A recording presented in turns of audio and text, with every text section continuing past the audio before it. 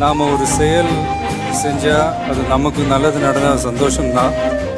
ஆனால் அதே செயல் நம்மளை சுற்றி இருக்கிறவங்களுக்கும் நல்லது நடந்தால் அதுதான் சரியானதும் கூட.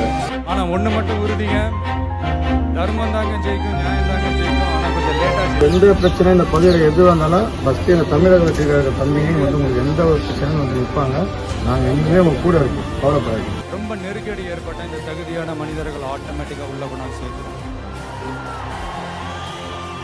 அங்கே ஒருத்தன் கிளம்பி வருவான், அடிபட்டு நொந்து நூலாகி அவன் லீடராக மாறுவான். இயற்கையானது, அது ஒன்றும் பண்ண முடியாது. எல்லாருக்கும் எல்லாமும் கிடைக்கணும்.